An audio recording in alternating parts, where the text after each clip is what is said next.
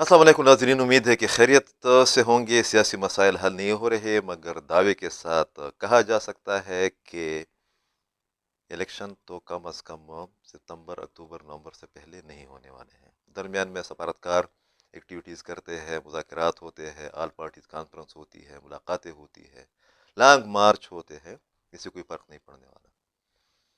1 मई को ये programme record कर रहा हूँ और इसी हवाले से कहा जा सकता है कि खैबर पख्तूनख्वा बिलखसूस और पाकिस्तान के अंदर बिलूम मजदूरी की हालत बहुत बुरी है, ख़ास कर बच्चों की और ख़वातीन की। एक रिपोर्ट के मुताबिक गुज़श्ता 4 बरसों के दौरान पाकिस्तान के अंदर 27 लाख लोग मजदूर वो बेरोज़गार हो चुके हैं। असबाब पर बात नहीं करते। खैबर पख्तूनख्वा में गुज़श्ता 4 बरसों के दौरान तकरीबन 70 बड़े छोटे कारखाने या यूनिट्स जो है वो बंद हो चुके हैं। 2-3 इश्यूज़ पर बात करनी है। एक BRT, दूसरा सिक्योरिटी की एक रिपोर्ट, और तीसरी बात जो कि सहाफ़ियों के बारे में एक रिपोर्ट जारी हुई है, उसके बारे में बात करते हैं। BRT की, इसमें कोई शक नहीं है कि BRT में जो करप्शन हुआ है, BRT में जो बदउनवानियाँ हुई है, BRT में जिस तरीके से बदइंतज़ामी हुई है, उससे एक बात साबित हो गई है कि जिन मकासद के लिए ये मनसूबा शुरू किया गया था वो मकासद हासिल नहीं हो रहे। पाकिस्तान के एक गुंजनाबाद शहर पेशावर में इस प्रोजेक्ट की लॉन्चिंग का मकसद ये था कि पेशावर में रश कम होगा, मगर रश कम नहीं हुआ है, रश में इजाफा हुआ है। पेशावर की खूबसूरती भी बड़ी मुतासर हो गई है। जो मुतालिका वज़ीर है जिनके अंदर BRT आती है, और वो वज़ीर ट्रांसपोर्ट भी है, IT के मिनिस्टर भी है, बहुत एक्टिव मिनिस्टर है, शाहिद खान साहब ने, शाहिद खटक साहब, उन्होंने जियो के मशहूर प्रोग्राम जरगा सलीम साफ़ी के साथ में जो इंटरव्यू दिया है, उसके मुताबिक हालात बहुत ज़्यादा ख़राब है। उनके मुताबिक जो काम बाकी रह गया है, जो मैंने अंडरस्टैंड किया है, वो उसको उसकी तकमील के लिए तकरीबन 12 से लेकर 15 अरब रुपए तक मज़ीद चाहिए। एक ऐसे सूबे में मज़ीद सिर्फ BRT एक प्रोजेक्ट के लिए, जो कि सिर्फ एक शहर तक महदूद है, जिसके मुलाजिमीन को अब के बार ईद की तनख्वाह है वक्त पर नहीं मिली, बहुत ज़्यादा टेंशन क्रिएट हुआ, और जिस पर तकरीबन 4.5 अरब से लेकर 450 अरब से लेकर 750 अरब तक कर्जा है, वहाँ पर BRT की ये हालत है। शाहिद खान खटक के मुताबिक जो जाली बैंक गारंटी दी गई थी, स्विट्ज़रलैंड नहीं, सारी एक ऐसे मुल्क के जिसको हम इस इंतहाई पसमानदा कह सकते हैं, और जो कि सिर्फ क्रिकेट के हवाले से मशहूर है। अब मुल्क का नाम मैं बताऊंगा तो आप बड़े हैरान रह जाएंगे। वेस्ट इंडीज़, वो कह रहे थे कि वो गारंटी जाली है। उन्होंने कहा कि इसकी तामीर के बाद खैबर पख्तूनख्वा की सूबाई हुकूमत को 6 अरब रुपए का खसारा उठाना पड़ा है। 6 अरब रुपए का खसारा। 6 अरब रुपए में 600 करोड़ रुपए होते हैं। साथ में उन्होंने ये भी कहा है कि इस पर जो खर्चा उठा है, या जो मैं समझा हूँ कि जो कर्जा एशियन डेवलपमेंट बैंक का हम पर BRT की मद में चढ़ा है, वो 92 अरब से जायद का हो चुका है। No comments. ये कितनी ज्यादती हुई है खैबर पख्तूनख्वा के साथ। साथ में उन्होंने ये भी कहा कि जिन मामलात को BRT के मामलात को जिस तरीके से डील किया जा रहा था, उसमें बहुत अजीब किस्म के अफसाने हैं, बहुत ज़्यादा गबन हुआ है, बहुत बद इंतज़ामी हुई है। एक बदनाम ज़माना ब्यूरोक्रेट जो कि महमूद खान साहब की हुकूमत को चला रहे थे, शहाब अली शाह साहब, वो कह रहे थे कि वो बोर्ड ऑफ डायरेक्टर के सरबराह थे, हालांकि ये टेक्निकली और रूल्स ऑफ बिजनेस के हवाले से गलत था।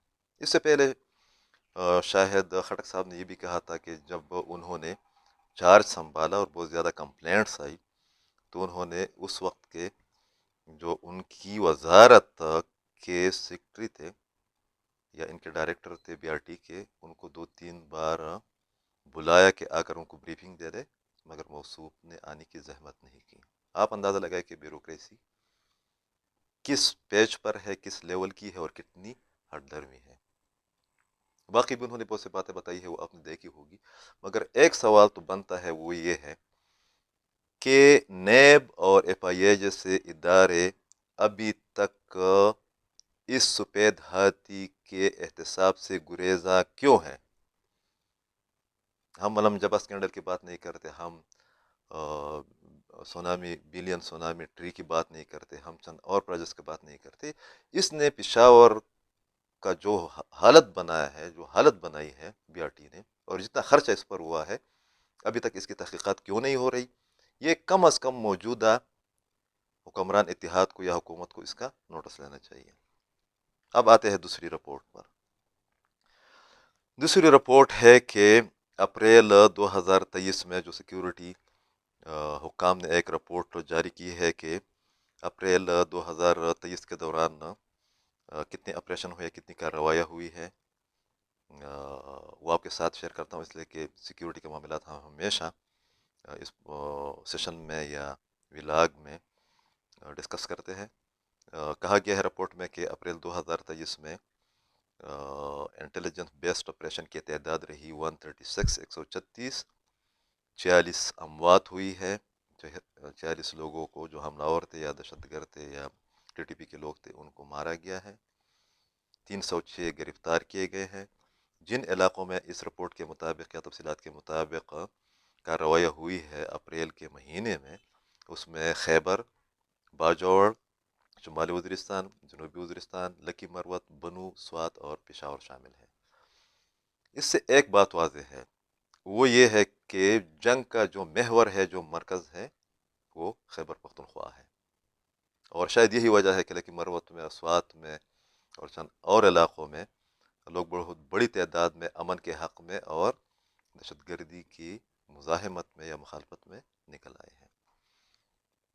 ایک اور خبر بھی ہے کہ گورنر ہاؤس میں 2 لوگ یا 3 لوگ ایسے ہیں جو کہ برتیا کر رہے ہیں، تمام فیصلے کر رہے ہیں، اس میں گورنر غلام علی کے بیٹے زبیر علی بھی شامل ہیں، جو کہ میئر پشاور بھی ہے، اور ڈان نیوز کی خبر ہے کہ انہوں نے نان کیڈر ملازمین کے حوالے سے یا اس کیٹیگری میں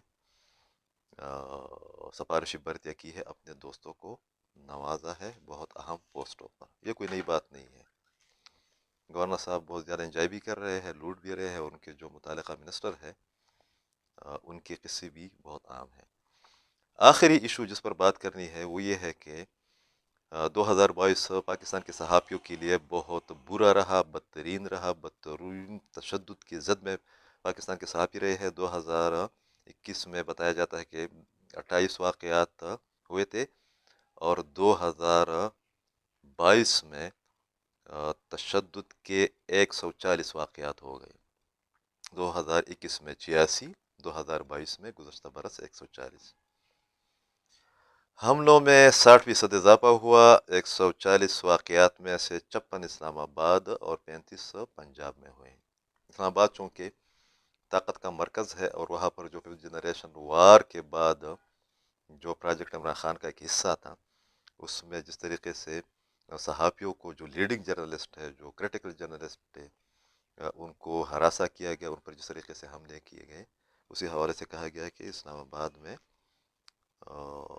140 کل واقعات میں 56 واقعات اسلام آباد میں ہوئے۔ یہاں پر میں خیبر نیوز کے ایک مہذب، ایک بہت پرامن اور بہت سوشل رپورٹر، جو کہ شاعر بھی ہے، ادیب بھی ہے، سوشل ورکر بھی ہے، گوہر وزیر کی بات ضرور کروں گا کہ ان کو رمضان کے دوران نامعلوم افراد نے، جو کہ کلادن تنظیم سے تعلق رکھتے تھے، ان کو اٹھایا گیا، ان کو ٹارچر کیا گیا، ان کو کرنٹ دیے گئے، وہ کئی دنوں تک ہسپتال میں زیر علاج رہے۔